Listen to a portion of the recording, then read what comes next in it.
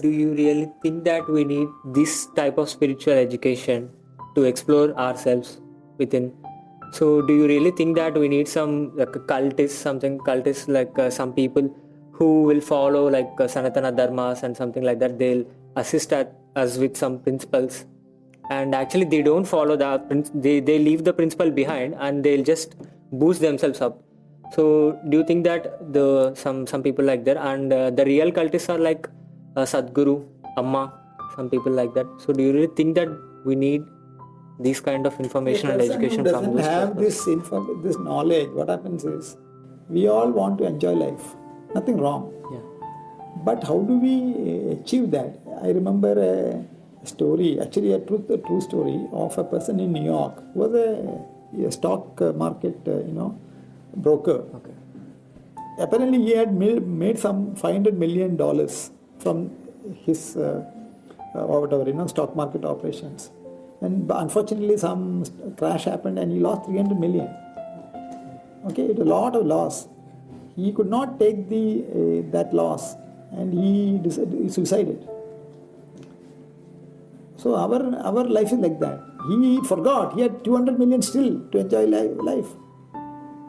So he gave more importance to the material wealth than his life itself. Yes or no? So most important education every child has to be given is, your life is more important than all the wealth this world can give you. Understand? Yeah. So for that I need to understand the importance of my life. And that knowledge if I don't get, I will give more importance to everything else in the world. About my job, about my salary, about my people. You should know that will never ever give you more value than your own self. Okay, that education if you are given, you will never make mistakes in life. Particularly such harsh mistakes. About cult and all, I agree. When I am not given the right knowledge, naturally there are people who will take advantage of you. Like, there are good doctors, there are also quacks. When good doctors are not, quacks will take advantage. Is it not? Then it becomes, so what is important is to give the right knowledge, have good doctors in society, so quacks will not survive.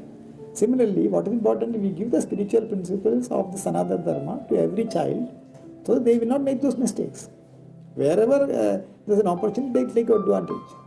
So our best guide for our life is Sanatana Dharma principles, which are universal, where nobody can fight with them, only of love, compassion, service. These are the principles. And if we do not cultivate those principles in our life, let me assure you, we cannot even have happiness even in our family. You understand? We cannot have happiness even with our friends. Because we will keep fighting after some time. Because every individual is different from each other. What is another? It tells you, despite the differences, there's a commonality in all of species, not only human beings. The whole universe is one. Okay? But I do not experience that oneness because of my mind. If I remove my mind, what is remaining there is the same in everyone. Not only human beings, but all species, plant, animals, even in lifeless matter. Every science says everything is energy. Yes or no? Yes. But I am not able to experience that energy. At the deepest level, everything is consciousness. That is what spirituality says. So underlying all our life, it is consciousness. So what we are really exploring is whether you are enjoying the world or everything. Ultimately, you are trying to, because of your consciousness only, you are able to speak. You are able to listen to me. Just because I have ears, you will not listen. Your mind may be somewhere else. Okay, consciousness is what is underlying principle of this whole universe. That is what Indian masters teach us from their experience. Their experience is available for everyone. Then where is it to fight? You don't believe in you have to believe your own experience. Okay? So as long as you are willing to experiment and look at this life as a beautiful journey of exploring myself, life becomes beautiful and great.